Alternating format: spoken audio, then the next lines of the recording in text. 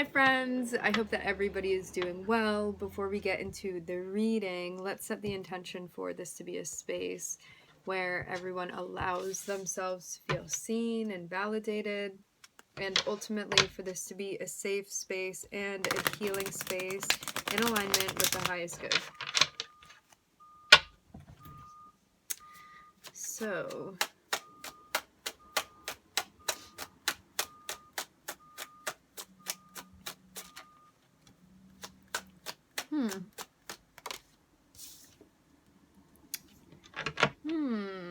there is a notion of taking a break from something, pulling back from something that you may feel is not beneficial to you. This can be like working yourself until you feel like you're getting burnt out.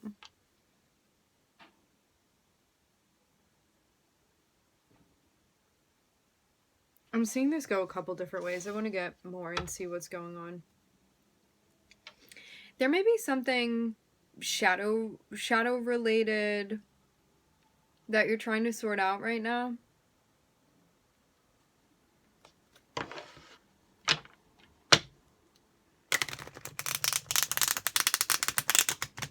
It's about managing, shedding light on something that at times you may kind of feel like, oh, I'm stuck in this situation. There's nothing for me to do about it. This is just the way that it is. And this can be connected with like thoughts that you can be experiencing, emotions you can be experiencing, impulses. I will say this, when we are so identified with like our thoughts that we feel like that's us, or we feel like we're every emotion that we experience, rather than understanding that we are the I of who you are, is the observer behind all of it. Until you get to that space where you understand there's a separation, there may be something that you struggle with and really identify with it, especially if it's stuff popping up that you don't like.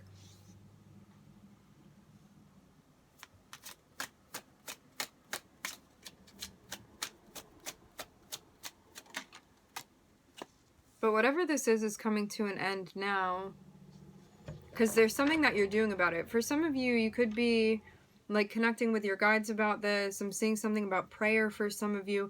Or you're just taking a break from something and pulling back and focusing on your grounding and even like resting and getting to a place where you feel centered, a place where you feel like you're taking care of yourself, maybe in ways that you hadn't been before. Especially too, because if you feel like you're low energy, it's going to be more difficult to do like heavier things, especially when it comes to self-control, exercising control, things of that nature.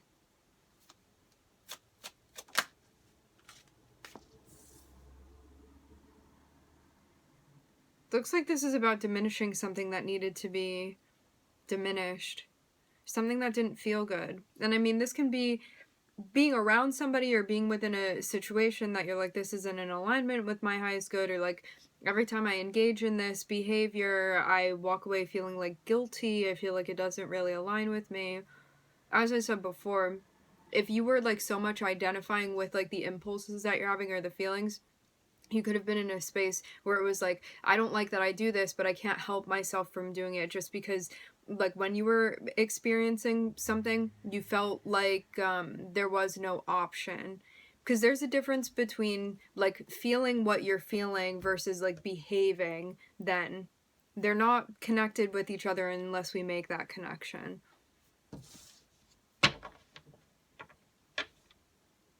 Like this. Say you decide you're not going to eat chocolate cake anymore, and you get the impulse, the urge for chocolate cake. Just because you feel that, it doesn't mean you then need to like go out and have chocolate cake, right? You get to decide what you do with that. You can't help the fact that you're feeling that urge or that you want to. And the thing that we're like taught to do with mindfulness is to sit with it and be like, okay, I observe that I am experiencing this urge for the chocolate cake, and just sit with it. You don't need to do anything about it. Let it come, let it go. However, when we're so identified with like, oh, I feel that impulse, I feel that urge, so I must follow through with that, That's when things change for us and we feel like there's a lack of control that we have. When really we're just over-identified with our needs and with our impulses. And then sometimes we even take that on too, where it's like we judge ourselves based off of these pools that we have, judge ourselves off of our thoughts, our emotions, our feelings, the things that we can't control.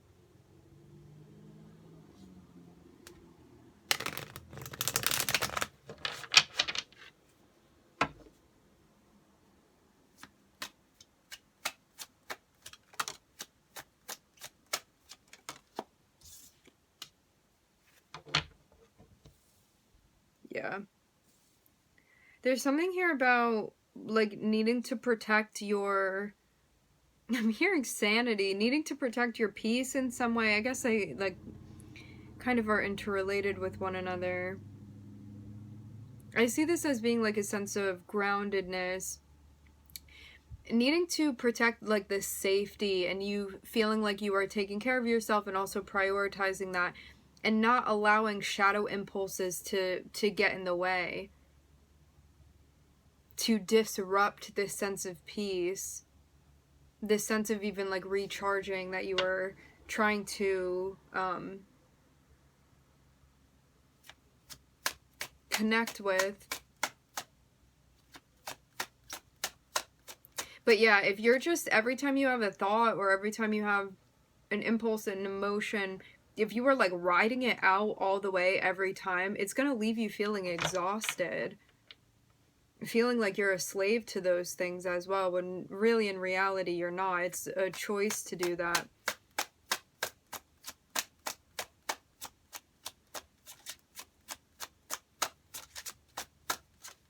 Caring for things with mindfulness. Playing the tape to the end also and asking yourself, do I feel like this is in alignment with, like, my values or what I see as being appropriate right now for me to be doing? 2, is this going to, like, breed a result or a conclusion that I want by me doing this? And do I feel like I'm showing up for myself by engaging in this or not engaging in this? It seems also like that's how you're deciding, like, what you want to engage in, what you want to follow through with, and what you don't want to. Like, is it something that comes from a place of equality, reciprocity? Is it you, like, really showing up for yourself truly? Is it in alignment with your values?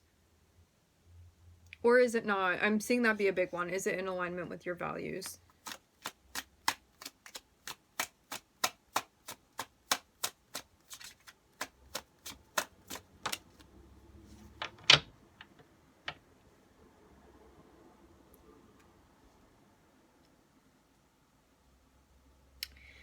I don't know what this energy is hanging around you. This can be another person. It can also be an internal voice. But there's something here about someone challenging you. Someone or you challenging yourself. It can be you with you. It can be you with another person. There's something about having a voice that tells you, like, you have to keep working, don't take a break, or, like, you don't need time for yourself, you need to push yourself through. It's judgmental, it's critical.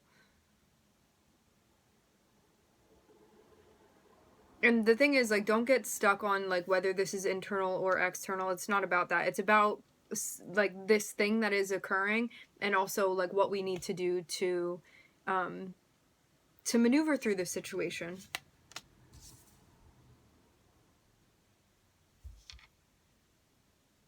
But yeah, something could have been going on where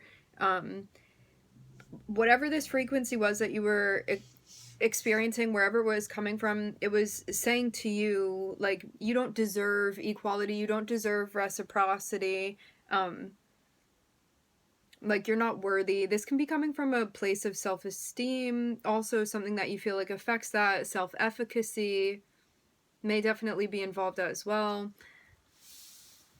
especially when it comes to, like, restraint, not doing something, engaging in something, not engaging in it, things along those lines. But it seems like something that you're working with too.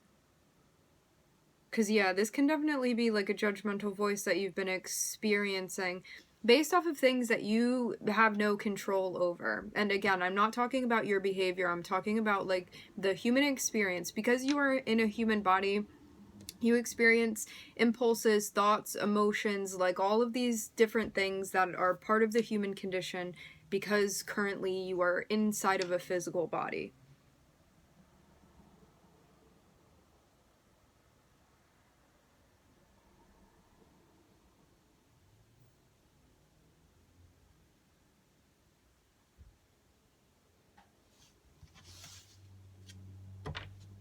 For some of you, I'm seeing this as a partner that you're with. I don't know why that's being pointed out, but it is.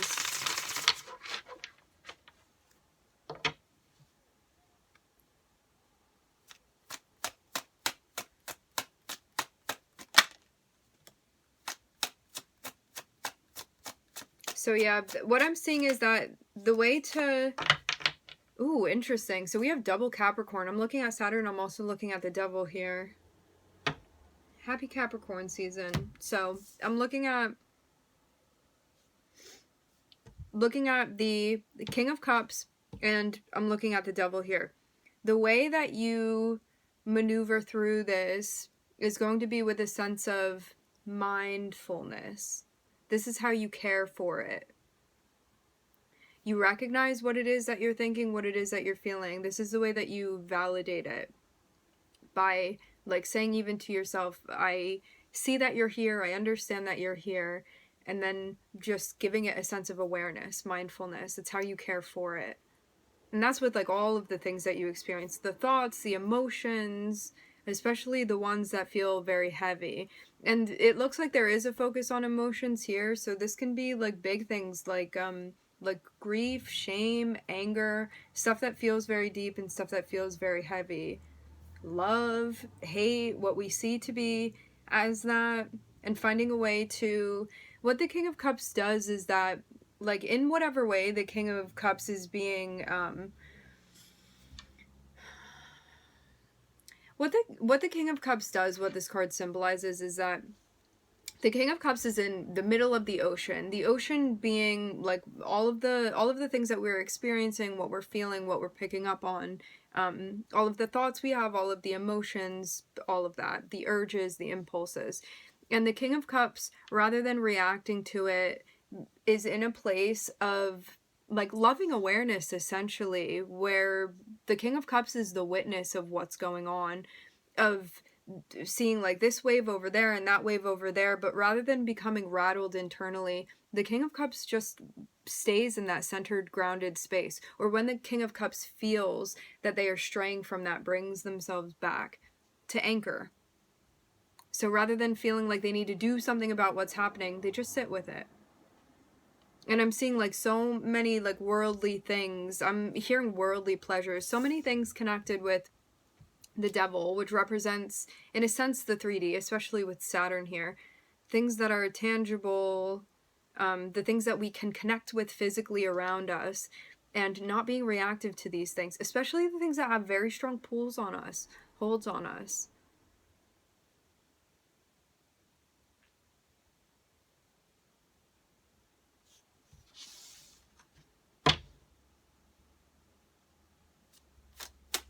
And knowing that we get to choose, we get to decide what we do with it.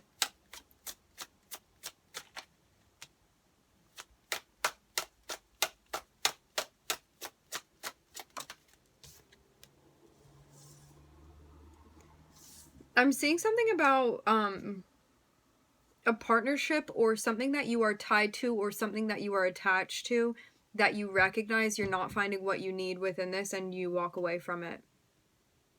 There's such a lack of satisfaction because of the devil. The thing with the devil is that, like, when the devil is involved, the devil is going to promise you, like, hey, I have this thing that you want, like, do this and you'll be able to get it, but it's always short-lived. when it comes to the devil is part of the Maya, it's part of the illusion. It is never going to be eternal. It is never going to be like a terminal solution to something. And it is never going to fully satisfy you. It may in a moment of instant gratification. The way that I see the devil is being like a way that we are reaching for the light, but like going about it in a distorted way. And so like we're not going to get that end result that we're looking for.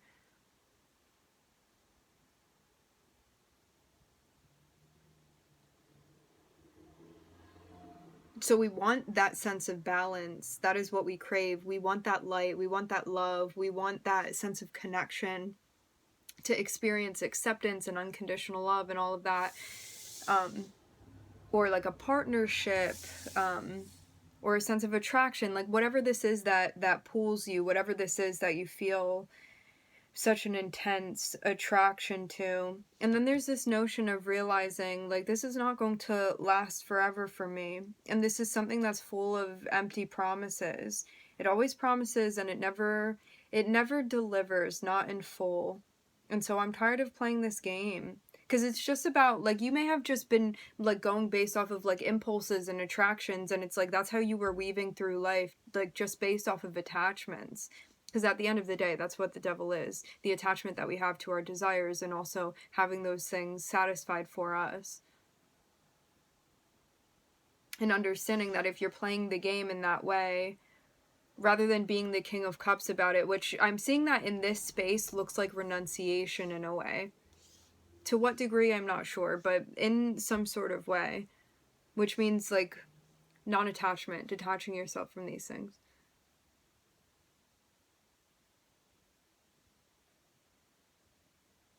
Or at least of that being like the primary motivator for you. And I'm seeing you recognize, and for some of you, it's tied with something that you have been like deeply involved with, that you feel shortchanges you from being treated the way that you want to be treated, or you feel like there's a lack of value within this situation. So I'm seeing you be in a space here where you're like, I know that I need to recharge my battery. I know that I need a break. I know that I need to take care of myself in some way. And I know that that may be challenged by someone or something. It may be something coming internally. It may be somebody externally. And I know that I need to defend myself and stand up for this. I need to back it up and say, hey, I need space right now, or hey, I need a break right now. And rather than being like reactive about this, I just need to sit with that, because this is going to help me find that calm center that I'm looking for. It's going to help me feel like I have things under control rather than just being reactive to everything. And there may be certain things that are popping up that feel hard to recognize, because of the way that I'm valuing it, because of the way that I'm judging it, and how I'm associating my value to these things that I'm experiencing. And there had been these things that I wanted that I felt were not delivering. It was not materializing like what I thought that I was going to get from these things. For some of you, attachment, this can be a sense of codependency that you have with someone, where again, this is coming from a shadow space. It's some type of like even wound that had been connected with an experience that you've had within this lifetime, and it's something that you try to fulfill, something that you try to compensate for. So many different faces this can wear. And I'm seeing like through the recognition this comes to an end, understanding that like we can have that impulse, we can have that thought, we can have that narrative, whatever it is, and we don't need to play into it. We don't need to do anything other than just observe it. And I'm seeing this changing the game for you.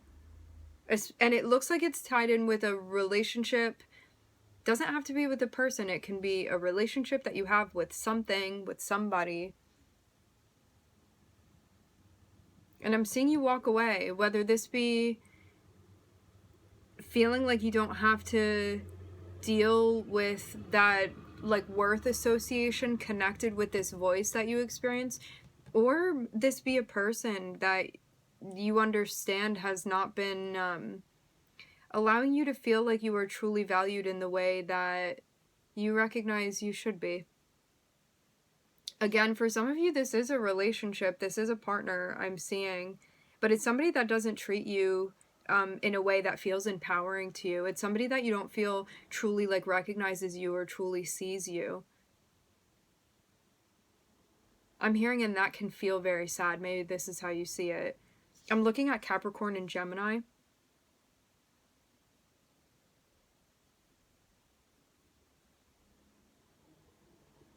All right, my friends, we are going to leave the reading here.